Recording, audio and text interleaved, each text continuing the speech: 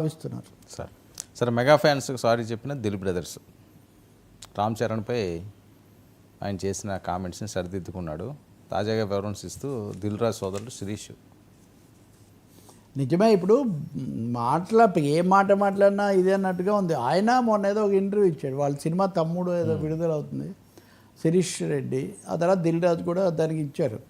ఆయన చెప్తూ చిత్ర పరిశ్రమ చాలా విచిత్రమైంది, ఇక్కడ బాగున్నంత వరకే కానీ దెబ్బతింటే ఎవరిని ఆదుకోరు.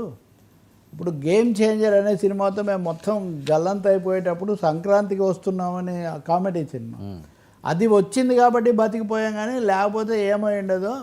ఆ సినిమా అంత ఫెయిల్ అయితే అంత ఇబ్బందిగా మారితే ఎవరు కూడా స్పందించలేదు అని ఒక మాట అన్నారు. సరే, ఆ ఇంటర్వ్యూ చేసి ఆయన రామ్ చరణ్ వీళ్ళెవరు మీకు ఫోన్ చేయలేదా ఇట్లా ప్రశ్న వేసాడు. ఆయన ఎవరు ఒక్కరు కూడా మాట్లాడలేదు అని ఈయన అన్నాడు. సో అనడంతో వెంటనే ఇంక మామూలే కదా, ట్రోల్స్ ఇవన్నీ కూడా మొదలైనవి. ఇప్పుడు ఒకటి ఆయన రెండో రోజు వివరణ ఇచ్చాడు, నేను మామూలుగా అన్నాను సినిమా నడిచినంతగానో నడుస్తుంది, అది కనుక ఎదురు కొడితే ఎవరు ఉండరు, మళ్ళీ ఎవరిది వాళ్ళే చూసుకోవాల్సిందే కదా. అదే సమయంలో దిల్ రాజు కూడా ఈ తమ్ముడు సినిమా ప్రమోషన్ కోసం ఆయన కూడా మాట్లాడుతూ కొంచెం ఆయన క్లారిఫై చేశాడు. అంటే మామూలుగా మాట్లాడాడు, మొదటిసారి ఇంటర్వ్యూ ఇస్తున్నప్పుడు అక్కడ జరిగిన ఇంటర్వ్యూ స్వభావాన్ని బట్టి అతను ఏదో చెప్పాడు, మామూలుగా చెప్పిన మాటే కానీ ఇంకోటి ఏం కాదు, మెగా ఫ్యామిలీతో మాకు చాలా మంచి సంబంధాలు ఎప్పుడూ ఉన్నాయి, కథ కుదిరితే రామ్ చరణ్తో మళ్ళీ సినిమా తీయాలని మేము అందులోనే చెప్పాడు అతను. శిరీష్ కూడా మళ్ళీ రామ్ చరణ్తో సినిమా తీస్తామని కూడా అందులో చెప్పాడు.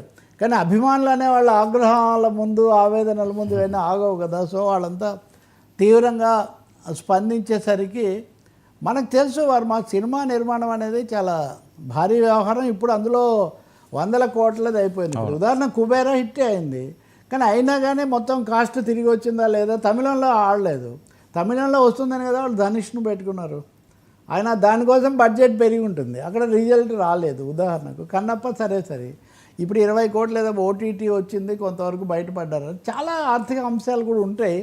ఒకవేళ ఉద్వేగంలో వాళ్ళు ఏదో అన్నా కానీ ఎవరైనా కానీ చిరంజీవితో పవన్ కళ్యాణ్తో లేకపోతే వాళ్ళతో పెట్టుకొని వాళ్ళు ఎందుకు పెట్టుకుంటారు, వాళ్ళు ఎందుకు మాట్లాడతారు. నిర్మాతలు వాళ్ళు అన్నారు ఒక సినిమా ఫ్లాప్ అయితే దర్శకులను లేకపోతే ఇంకొకరిని అనడానికి చాలా కారణాలు ఉంటాయి. కానీ దిల్ రాజు కూడా ఒక మాట అన్నారు, గేమ్ చేంజరు వర్క్ కాదు అని ముందే తెలుసు నాకని ఆయన చెప్పాడు. ఇది పెద్దగా ఆడబోవట్లేదు అని ముందుగానే నాకు అర్థమైంది, అయినా కానీ మేము కమిట్ అయ్యాం కాబట్టి మేము విడుదల చేసాము. ఇప్పుడు దర్శకుల సమస్య కూడా వస్తుంది, తమిళంలో వేరే భాషల్లో గొప్ప దర్శకులు వాళ్ళు వీళ్ళని తీసుకొస్తే శంకర్ ఈ మధ్య వరుసగా అట్లాంటివి ఒకప్పుడు చాలా పెద్ద మామూలుగా ఒక దశాబ్దం 2 దశాబ్దాలు గడిచే కొద్దీ మనుషులు వాళ్ళ ఆలోచనలు ఇవన్నీ కూడా మారుతుంటాయి కదా.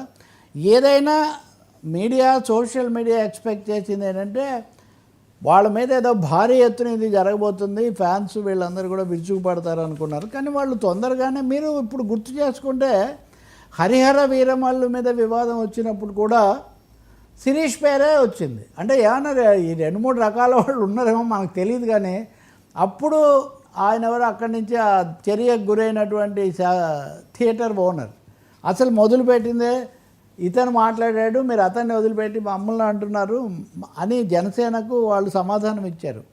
కాబట్టి పరిశ్రమలో ఈ మధ్య వరుసగా వచ్చిన అంశాలు, మొన్న అవార్డులు, అందులో దిల్ రాజు తీసుకున్న చొరవ, వీటన్నిటి బట్టి కూడా ఉండొచ్చు. కానీ ఆయన అయితే స్పష్టంగా ఆ కుటుంబానికి మేము చాలా ఉన్నాము, ఒక ప్రకటన కూడా ఉత్తరం కూడా విడుదల చేశాడు శిరీష్ రెడ్డి. మెగా కుటుంబం అంటే మాకు చాలా సంబంధం, గౌరవం, వాళ్ళని మేమేదో తక్కువ చేసే అవకాశం లేదు, కాబట్టి నా మాటలు అపార్థం కలిగించి ఉంటే నేను కోరేది ఏంటంటే అభిమానులు కూడా కొంచెం అవతల వాళ్ళకు కూడా కొద్దిగా మార్జిన్ ఇవ్వాలి. నష్టపోయినప్పుడు కష్టం వచ్చినప్పుడు సమస్యలు కూడా రావచ్చు ఒక్కోసారి. కాబట్టి కేవలం అభిమానులకు ఏముందండి, సినిమా ఇష్టపడడం, ఆసక్తి, నచ్చకపోతే ఎందుకు తీసేటి ఇట్లా అనుకోవటం తప్ప ఇంకేముండదు కదా. కానీ పరిశ్రమ అట్లా కాదు కదా సార్. చిన్న ఇది ఇప్పుడు ఉదాహరణకు హరిహర వీరమల్లు సినిమా 24 ఏదో విడుదలవుతుంది అంటున్నారు, దాని టీజర్ దాన్ని ఇది మటుకు రేపు విడుదల చేస్తారట. పవన్ కళ్యాణ్ ఆయన అభినందించారని ఎట్టకేలకు పట్టాలెక్కి ప్రేక్షకుల ముందుకు రాబోతున్నట్టుగా ఉంది హరిహర వీరమల్లు. వస్తే మరి అది కూడా మనం చూడవచ్చు సార్. సరే, ఇకపై ఉన్న చోటే ఓటు ఎన్నికల సంఘం వివాదాలు పెంచకుండా ఉండరు చెప్పండి ఇకపై ఉన్న చోటే ఓటు ఎన్నికల సంఘం షాకింగ్ నిర్ణయం అమల్లో ఏ మేరకు